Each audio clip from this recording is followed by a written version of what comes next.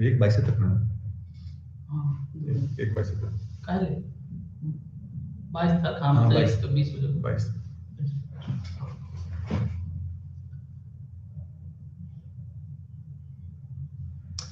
So good afternoon once again and welcome back to the class of sales management. Today we'll we'll finish up block 2 and unit 6.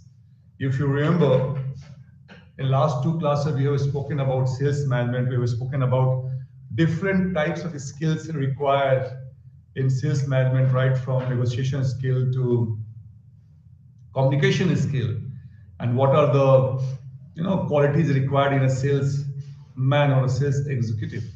Now today we'll talk about a different thing, obviously part of sales management, which is known as merchandising. It's not merchandising, it's merchandising and sales display. So when I talk about merchandising, what exactly I mean by it and how this helps a salesman or a sales executive in the entire selling process. So first of all, let us understand what is and why it is important. Now we know that retail, if I have to talk about India per se, we all know the retail, the importance of retailers.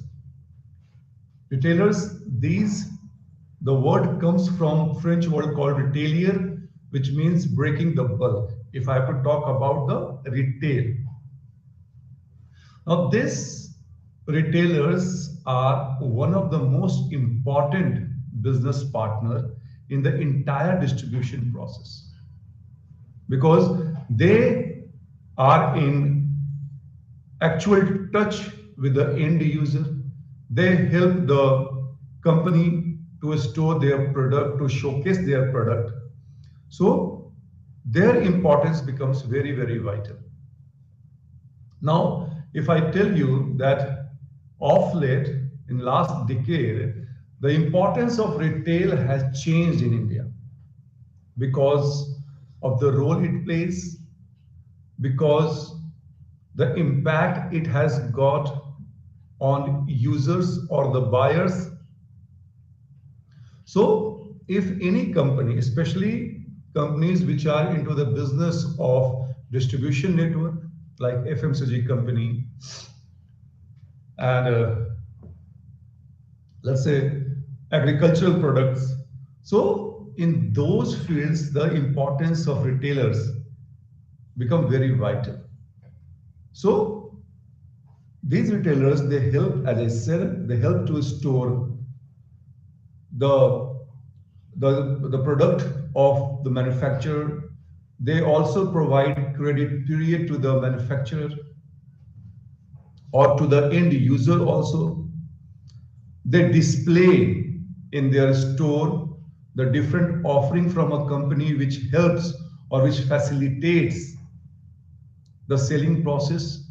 So that's why the retailer and also the merchandising become very, very important. As you can see over here. So nowadays, if I ask you to take a look around your home, your place where you are working or you are sitting, you would see shops which are in the business and they are doing pretty good because the way they have arranged their shelf, they have arranged their products, the kind of display they showcase, it is all to entice consumer to come to their shop and buy it. So this is the reason why it has become important to understand this visual merchandising or merchandising to say so or sales display because retailer has got multi role to play, multifarious role to play. Plus the retail industry has completely undergone a revolutionary change where initially the mom and pop shop or mom and pop shop has taken over by the shops which are more professional, which understands how customer can be attracted. They pay more attention on their shelf. They pay more attention on the product what they are showcasing. and how the shop looks like. So that's why this is important. We'll move ahead. Now look at this. When I say merchandising, what exactly I mean by? I mean by merchandising means the cloth or the things what you are seeing, what you are going to buy, how you are going to buy. So if you see the second point, the function of merchandising starts from the procurement of the product till it is actually sold. So the entire process falls under the domain of merchandising. Okay. Now in North India, winter is going to end. Now there will be advent of summer. Now the people or the shopkeepers who are into the business of, let's say, clothes, companies, supermarket like Pantaloons. Now they will sit down and they will plan that which kind of clothes they are going to purchase, they are going to bring to their store so that it would be sold like hotcakes. Considering the different kinds of trend, they will speak to the fashion designer, they will also speak to the people who are trend setters, and so hence and so forth. So right from planning, right from when I say planning, I mean planning to procure till that product is sold, this entire, whatever happens, whatever falls within the domain of this entire chain, entire process, that is known as merchandising. And there are different roles, as you can see in bold letters, right from sales analysis to forecasting, selection of buyers. I just told you product range, allocation, how much space I'm going to allocate in my shop, how it will be displayed, range planning, product display, all those things which help in facilitation of sales process is known as merchandising. And in merchandising, there is another term called category management. So there are people who would be responsible for managing one category. Take an example of shirts, denim shirts, or denim pair of jeans. Now anything falling or being made out of denim will be part of that category. And the person or the manager must be responsible for that category, where he will give the plan, he will make the purchase, he will procure it, he will display it by giving sufficient shelf space, and then finally selling it. So I told you the merchandising, the process starts with the procurement, ending till the selling of the product. And this merchandising, or the people who are involved into this thing, have got different role to play, starting with sales analysis, forecasting, procurement, display, shelf space, and so hence and so forth.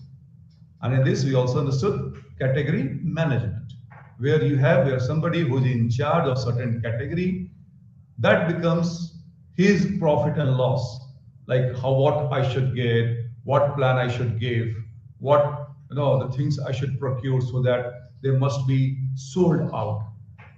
Okay, so I'm sure this is clear. Now I'll move. Now visual merchandising. What's the aim of visual merchandising? We understood merchandising. What's the aim of visual merchandising?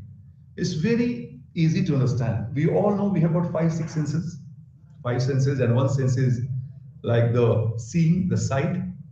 So when you see certain things, visual is something to do with your vision.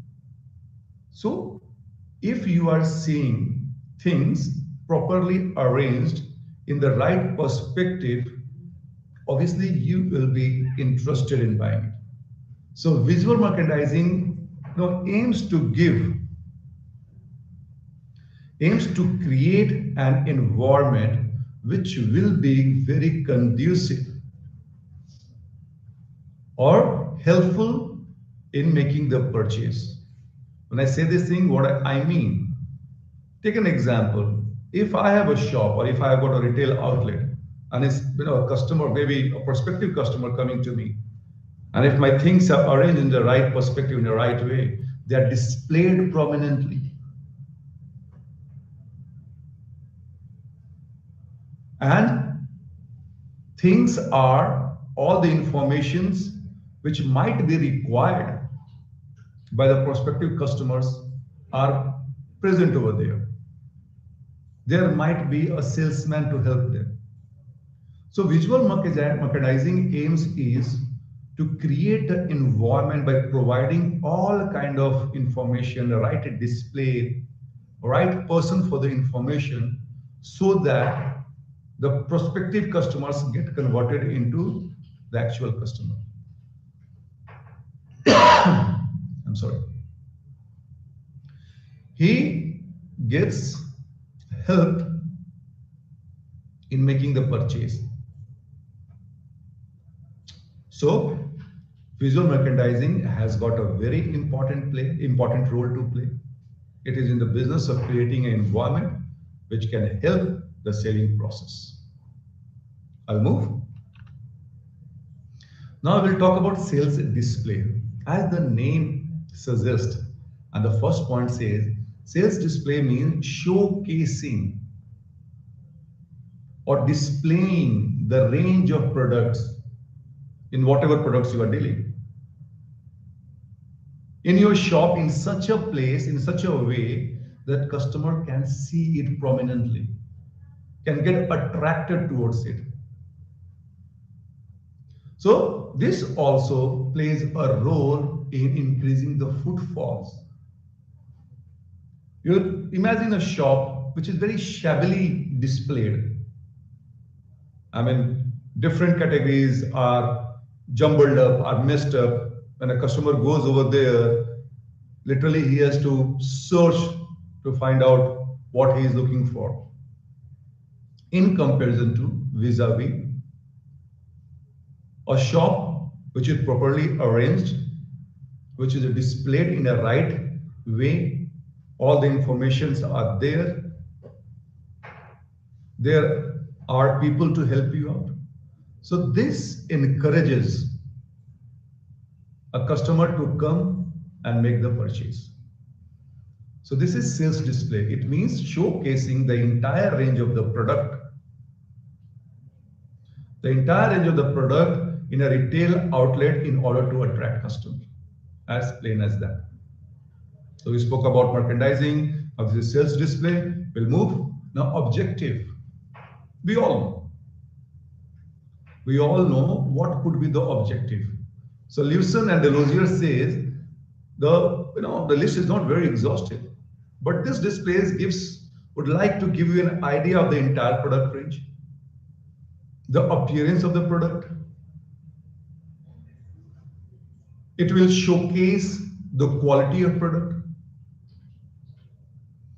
It also tries to attract customers, even though research says 50% of customers, they are not sure what they purchase when they enter a shop.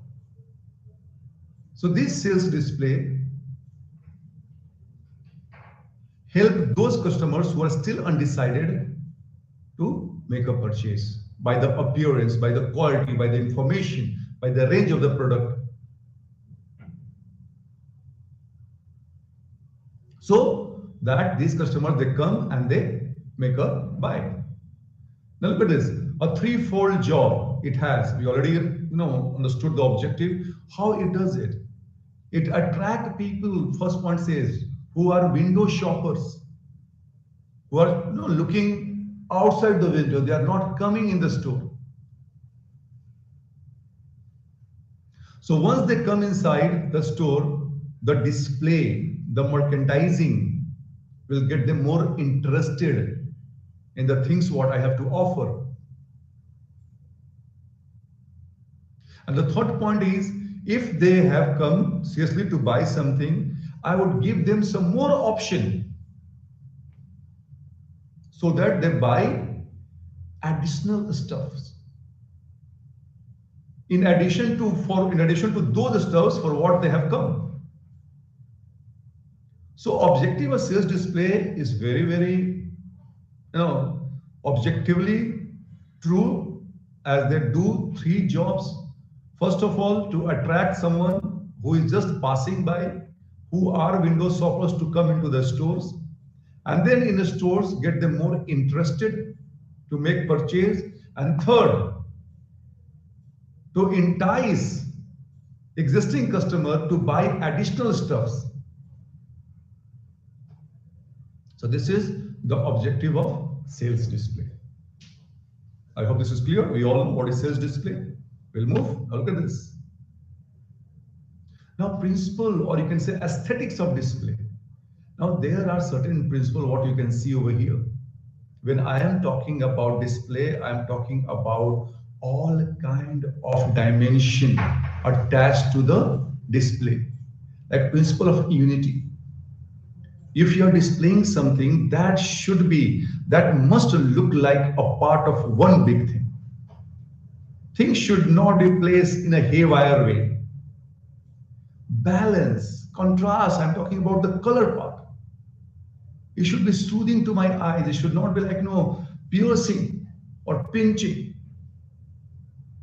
Balance, whatever you are placing, that should be a balancing approach. If you're placing, let's say, 5 pants this side, you should also place 5 pants or 5 shirts that side. A balanced approach, because this portrays, the display in a right frame, and customer feel that this retail outlet is completely in control of what they're trying to communicate to me. So whatever you're seeing, emphasis, repetition, proportion, color blocking, I will do those kind of things. And there is research which goes into selection of color, how things will be displayed, the lighting I must use, the kind of mannequins I should display over there,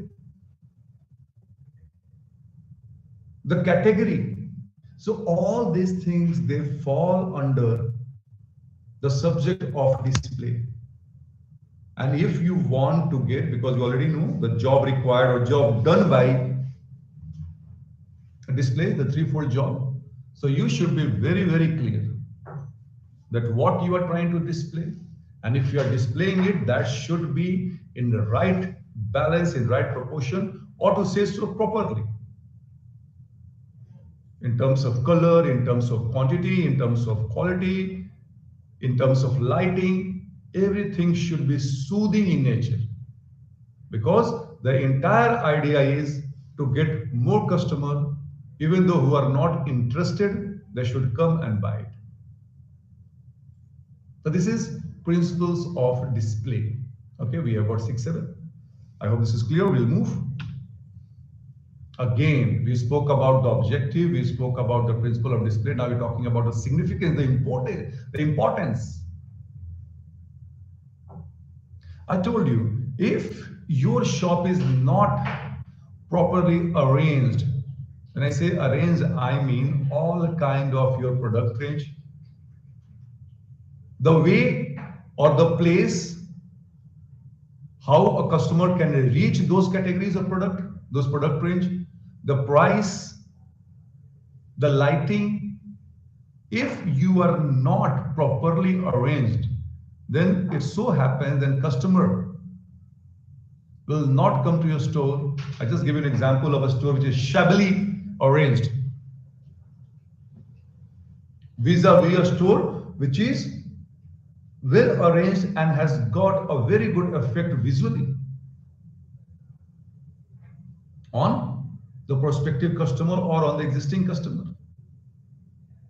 So I must be very, very careful. This visual display,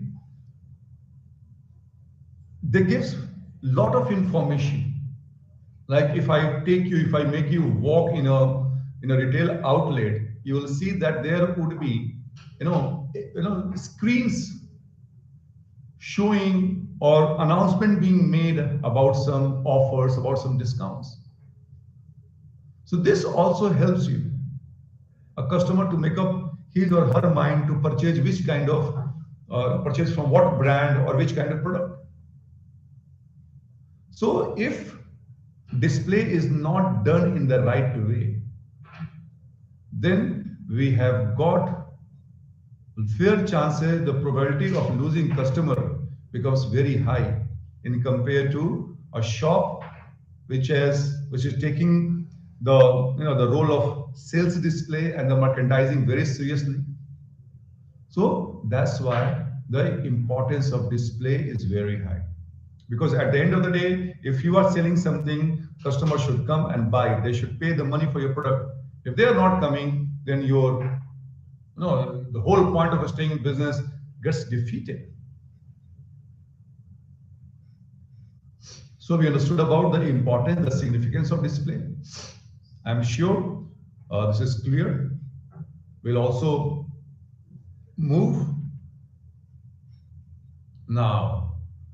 Somebody might ask you, somebody might ask you the role of salesperson in visual merchandising, I'm so sorry. Now, role of salesperson, why it is important. You have got all your display right. But if there is no one to answer certain clarification, to answer queries asked by the customer, then it becomes difficult for a retailer to sell the product. So there must be someone, a person who will help you to figure out what exactly you are looking for. And if you have got some additional information, will also help you to answer those questions. Plus, their job is to make your shopping experience a wholesome experience. You should enjoy it. It should not be like wrecking your head if you have to find something. There would be someone to help you out in this. So that's why our salesperson roles become very, very important as visual display or visual merchandising. I hope this is clear. We'll move. Now, once we finished up the merchandising, we spoke about the sales display. Now we'll talk about the store design. Why it is important? Is it a topic need to be covered? Yes. When I talk about store design, I'm talking about the whole design of the store, interior as well as exterior. If I would say interior store design, how the store is designed. If I'm into the business of, let's say, selling luxury goods, then my interior of the store should be also very rich, should reflect the kind of thing I am selling. And if I talk about the exterior store design, even that should be very, very exciting and very attractive. There should be parking space, sufficient space. There would be some other places, maybe for children to play. So if I have to tell you store design as well as a store location, these two factors are very, very important. Location where people can reach you easily. There must be parking space. The interior of the store should display or should go in hand with the product I am selling. Because these things are considered important by customer. If I'm going to make purchase and suppose I don't have a parking space over there, where I'm going to park my car. I have got kids. Now kids generally get bored while shopping. So there is a place for kids to go and play. I have seen in Mumbai, there are showrooms which are in the business of selling, let's say, high-end cars. Now they have got different kind of arrangement over there. Besides the car, besides the store, they have got a place to play for children. They have got a salon, a beauty parlor for the lady who are coming. They have got a place for games, so that if you are going and spending, let's say, 50 lakhs of rupees, I'm sure you're going to spend some couple of hours over there. They would be having TV, newspapers, magazines, so that you don't feel left out. You feel being welcomed over there. And if I talk about a store location, yes, that should be at prominent place where someone can reach easily. There must be a parking space for my car. So these factors should be taken, should be considered by a retailer, by someone who's into this business, because these are the factors. Besides product display, these are the also factors. I mean, the most important factor, what I can think, is availability of restrooms. I would not prefer to go to a restaurant or go to a place which is in the business of selling clothes, which doesn't have a, let's say, a restroom, a washroom. Because I'm spending a couple of hours there, I need to have that thing. So retailers nowadays, in the beginning I was telling, this retail segment has got or has evolved over a period of time. So it has become important for these retailers to keep their stores spick and span, so that they must attract more footfall. And once more people are coming, obviously your strike rate of selling would be on the higher side. I'll move. Now, types of display. Look at this. We are talking about sales display. Now, different types. Assortment display, where where you categorize different clothes in different category, or you assort them. Theme display. Valentine Day is approaching 14th. Now all the restaurant and the card shops and the card galleries, they will have a proper theme of something in red. So you can display in that way also. Coordinated or ensemble display, unit display. All these things are different kind of displays, where a retailer uses as per the need, as per the requirement, and the entire motto is to get more attention of the customer, to lure them to come to their shop and make purchase.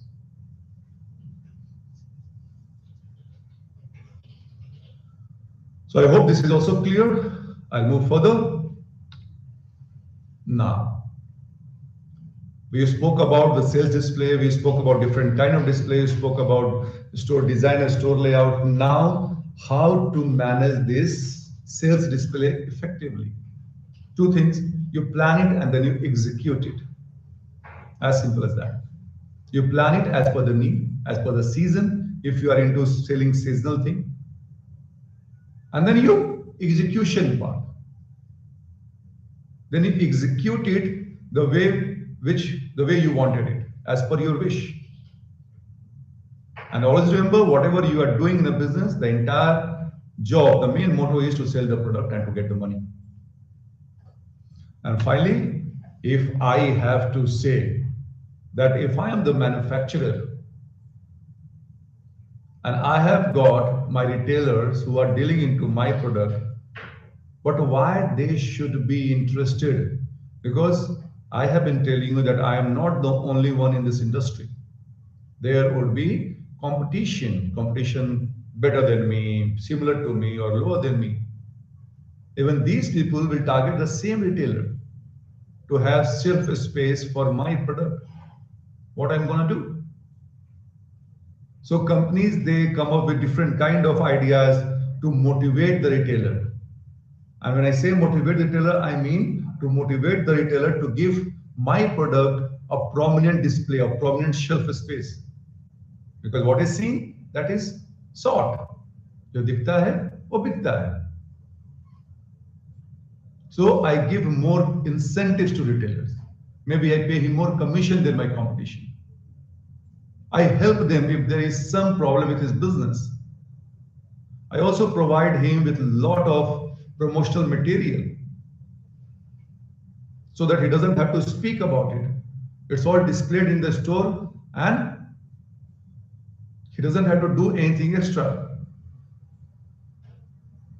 Also, if you see the last mystery shopper. Now, mystery shoppers are those people who are from the company. Now, they will act as a customer, and they will go and ask for the product from from some retailers, and then they will see how the retailer is interacting with those customers. And if they see, no, there's a good interaction, the customer, the retailer attitude is pretty good, they award the retailer. And if they see that the entire process is not very good, because if you are not talking to your buyer with the right attitude, with a smile on your face, the customer might not come to you for the next time. So even companies, they send mystery shoppers who are the company's employee, and they go and they act as a customer and they try to understand the behavior of the retailer. And the retailer is good in terms of his approach, in terms of his attitude, he is rewarded, given more incentives. There are different kind of motivation factor or motivational thing. What a manufacturer gives to retailer, maybe a holiday or something in kind, something in cash, so that they get motivated, they remain motivated to sell my product. Because at the end of the day, these people, they have got a say, because they are they are in contact with the end user. Take an example. If somebody comes to me and asks for a product of HUL, but if I am a retailer who is not in good book of retail of HUL, so I will say, no, I don't have that product, and I will sell the product of P&G, Procter and Gamble, the competition product. So there, HUL loses. So I should keep a retailer in good humor, in my good books, and he should also, or she should also, keep me in his good book or her book. This is how we motivate the retailer.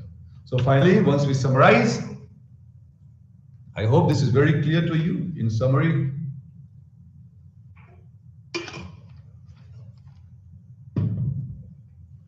we started with visual merchandising. We spoke about sales display.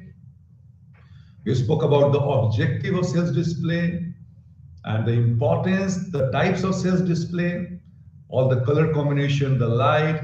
Then we also spoke about store design, interior and exterior, as well as the sales store location, that why it is important to have your store located in a prominent place.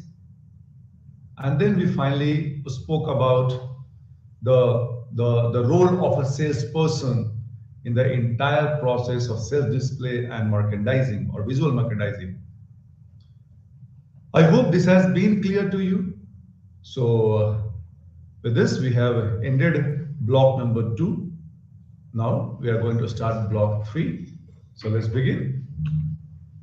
Look at this.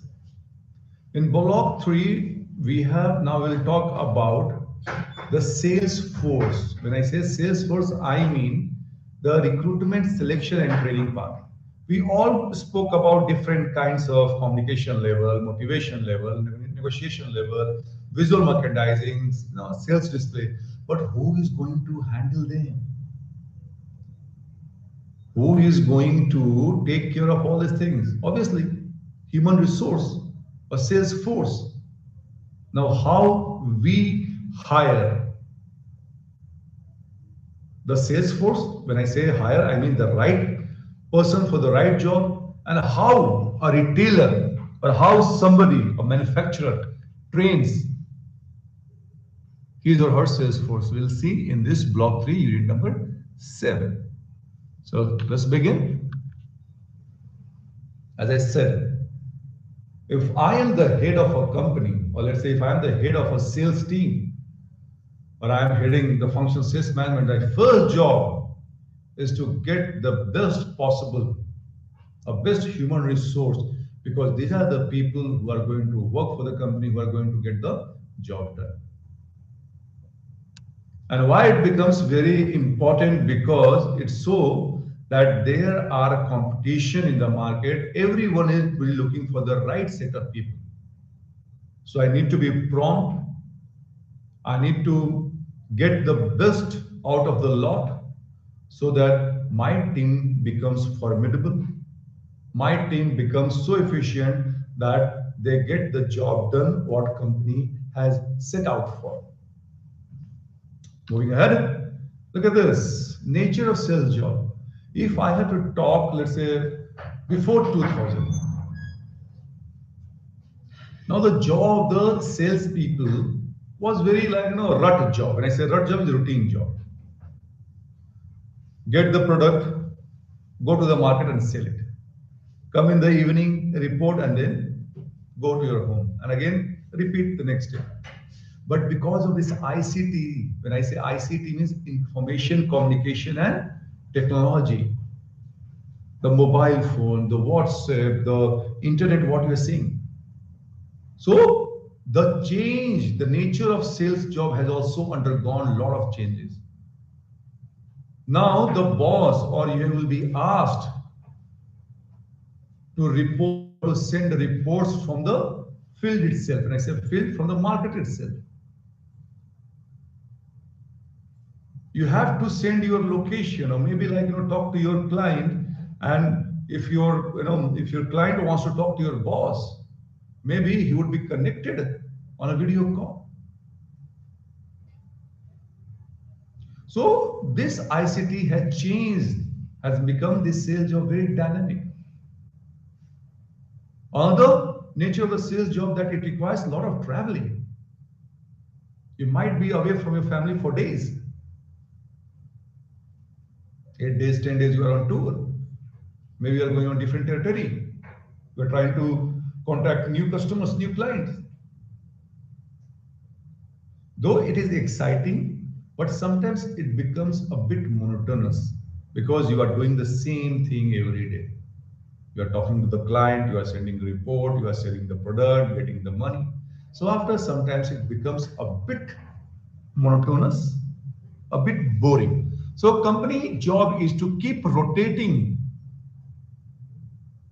the salespeople every couple of years to give them new assignments so that they don't get bored, they feel energized, they feel charged up. So this is about the nature of sales job. We'll move. Now we talk about the job analysis. What are the things it is required? What are the things it is required in sales? So it talks about job objectives, duties and responsibilities, analysis of working condition, performance norms, and position in the organization hierarchy. So when I talk about job analysis, I mean everything. What the job requirement is, the objective, what duties and responsibilities are supposed to be performed by sales executive, providing a right working condition, also the reporting system. When I say reporting system, I mean the hierarchy.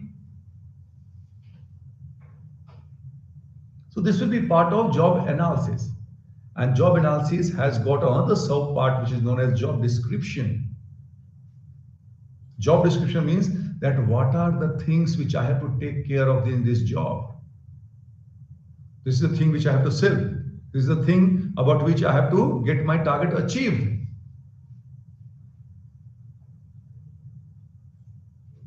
It also helps job description that if this kind of jobs are there, then this kind of qualification or this kind of people having this qualification are required in order to get the job done, because you don't ask fishes to climb trees.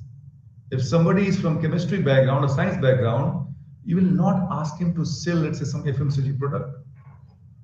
Though it happens sometimes, but technically, if you ask me, that would not be a sensible idea.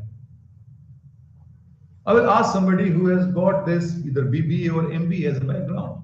He has got management as a background so that he can, he understands things. So in job analysis, we have got job description which speaks about the kind of job to be done, the qualification which is required for this job. Whereas job analysis talks about the entire gamut.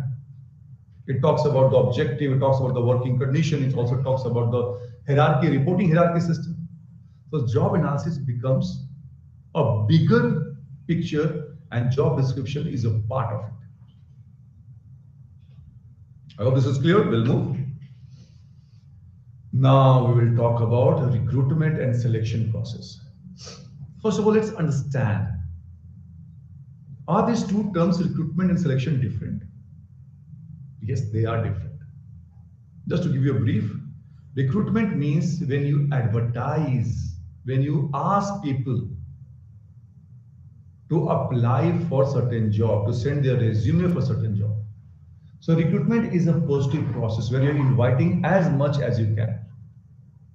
Where selection becomes a negative process because out of the CVs or out of the application what you have received, you are going to shortlist the right people for the job.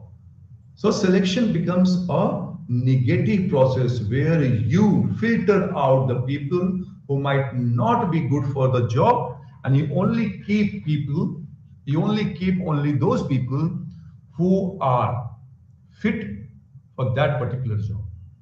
So that's the difference between recruitment and selection. Now, when I talk about three steps are involved over here, first step is planning the recruitment and selection. How we'll do that, we'll see. We will advertise and we'll give about job analysis, which I've already discussed. Qualification, we need an MBA or BBA graduate with 70% marks or first division mark. Then job description, I just mentioned qualification and how we are going to select. All these things are done in step one in planning for recruitment and selection process. Now, fair enough, you have planned it, but how you are going to figure out or find out the prospective candidates? So there are two sources, internal as well as external. When I talk about internal sources, I mean the people from your company. Maybe somebody is looking for a promotion, or maybe somebody from different department will be shifted to another department.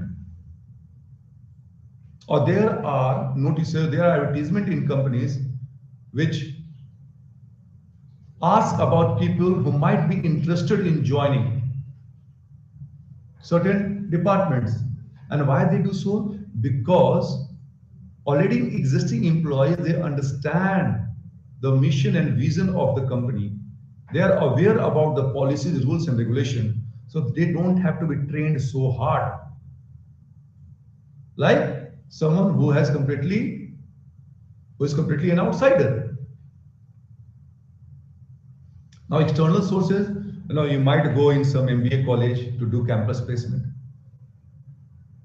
You might ask, some headhunters, some HR consultant to provide you CV. Now, there are different sites, different portals, job portals like Naukri.com, jobsahead.com, monster.com, where you advertise. You also put an ad in local newspaper so that people can see and can apply. So these are the sources externally from where you can get your prospective candidates. Now, once I have advertised, second, I have got my sources in place. Now the place time has come. The step 3 is about the selection. That is hiring people. And how we do that? It's all mentioned over there. It's all mentioned there that we, first of all, we filtered out the resume which are not as per my requirement. Once that done, then I will call those candidates whose CVs have been selected for the first round of interview. And those who are selected in the first round, they will go to the second round and third round, where the interview will be more intensive, maybe a practical interview. And once after passing couple of rounds of interview, when they are confirmed that they are selected, so there will be a background investigation about their background, about their about their whereabouts, about their character, and also the physical examination. The company gives you insurance, so they would like to understand, they would like to see that if you are healthy or not. And then finally, the job offer, the letter of intent is given to you that you can come and join. So if I have to talk about recruitment and selection process, it involves 3 steps. Where in first steps, we talk about the job analysis, description, specification, qualification. Then we locate the prospective candidates, both internally as well as externally. And finally, we start the hiring process. I hope this is clear. We'll move. Now look at this. Now, whatever I just discussed, I will discuss over here in bit detail. Job analysis. I have already told you about this thing. The tasks, duties, and responsibilities of the job that will be told to you. Moving ahead, we'll talk about job qualification. We all know I need an MBA for marketing specialization with 5 years experience or 2 years experience and other requirement. It's mentioned. Job description, what the job demands or what a candidate who is selected will be doing in this job or is supposed to do in this job. So his duties, responsibilities, his bosses, and other things will be mentioned as part of job description. Now look at this. Recruitment and selection objective. March is nearby. Okay. In April, a new financial year will start. So companies when companies does the assessment or evaluation, they do by March end. So there will be people who would be promoted. There will be people who would be asked to leave. So those vacant seats will be fulfilled by the company in the month of April and May. And the company would like to fulfill as soon as possible because again, the sooner I get employees, the sooner they will start working and they will help me to achieve my target. Moving ahead, look at this. Recruitment and selection strategy. I have already mentioned you this thing. That the managers who are, especially the HR managers, they are involved in the initial round. The intensive rounds are taken by the manager or head of that particular department. Maybe someone from sales department will come and sit and will try to understand what you have done in your previous job. Or you are a fresher, they will ask you about certain things, what you have learned. Maybe they will ask you to do sales forecasting or some other things. So you should be ready for this thing. Now we'll talk about the sources. I have told you. Look at this. Internal sources, I told you, the employee referral program. The second is internship. Now, many companies, they hire people from MBA colleges for their summer or winter internship. Now, if you are doing great job, so they will give you an offer, which is known as POP, pre-placement offer. PP, sorry, my mistake.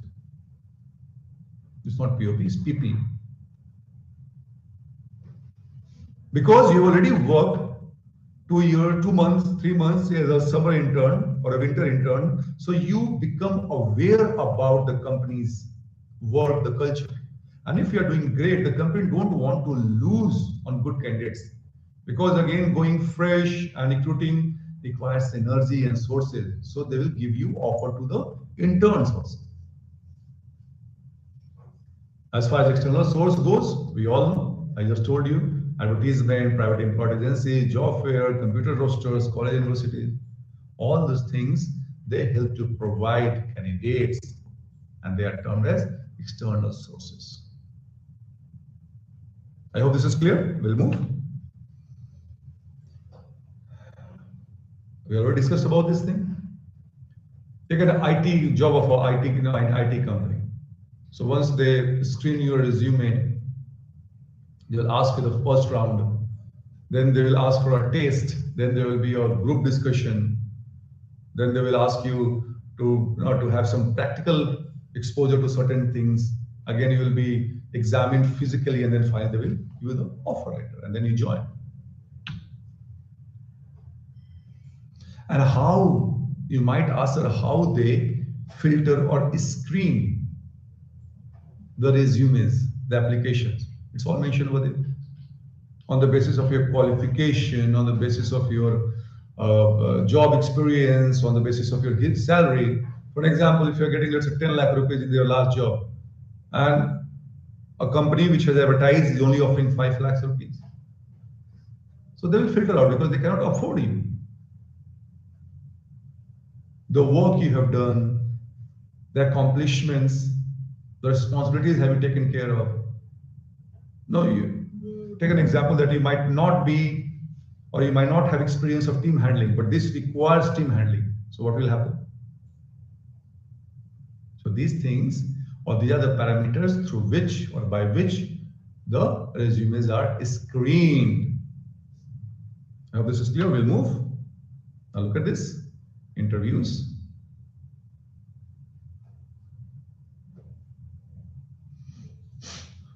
When we talk about types of interviews, initial interviews, intensive, stress interviews. Now, these interviews, what happens? Now, there will be a panel, 6 to 7 people, they will be sitting and they will start asking, bombarding you with a lot of questions because they would like to see that how you react in a stressful situation. Do you break or do you keep your calm and composure? And location, as I said, campus interview, maybe the company visiting your campus, college campus, and then they are taking you.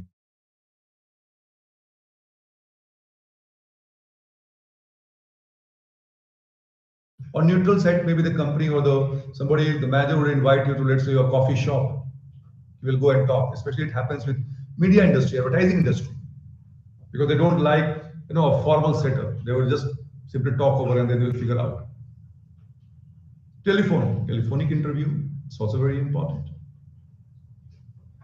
In the initial round, they will give you a call and they will ask you. And once you are selected over there, then they will call you for further interviews, further round of interviews. So these are the location where you can be interviewed. Moving ahead, values and type. Now there are companies which give a lot of importance for these things.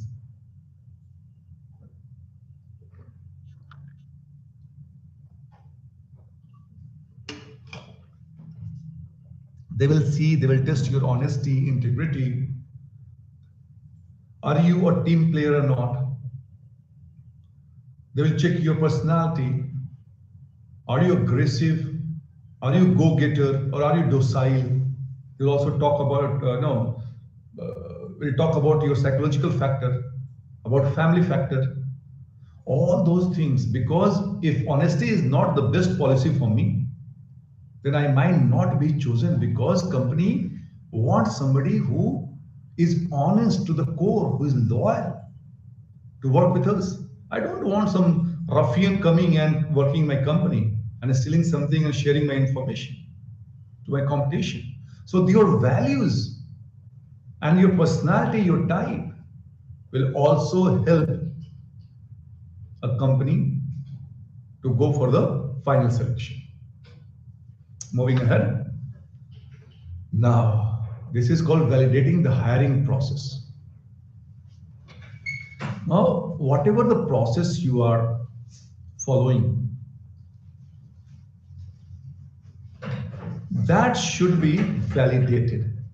When I say validated, I mean that if I have taken so much of pressure to select right people, then those people should perform also. If they have performed, then it's good. It means my process has been validated.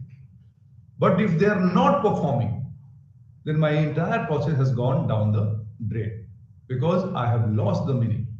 I have got wrong people even though I have followed my process, but the people what I have got are not as per my choice. And it happens. More often than not, it happens that in interview you have followed all the protocols, all the formalities, but once you got the person, he is not performing. So validation means when a hired person actually starts performing as per the job specification, then you can say, boss, yes, this process is good, is validated. I hope this is clear. Now look at this. Then we'll go for background check. This is very important. We'll go to the company will go to the local thana, will see that there is no criminal cases against you. We'll also speak to your previous bosses, might be your teachers. They will also check with your customers, with your friends. Nowadays, what has happened that companies they simply go to your social media account, Facebook account, LinkedIn account, Instagram account, and they see that which kind of personality you have, which kind of friends you have, the friend circle. Because from there they are going to check your background, they're going to measure your personality. So if you ask me, I will tell you that if you're going for a job, you should keep your social media account very clean. Don't post anything which you might regret. Moving ahead, look at this. If you get the right set of people, then you select them, you give them the offer letter. But if you don't get the right set of people, then you extend your search. Your hiring period stretches.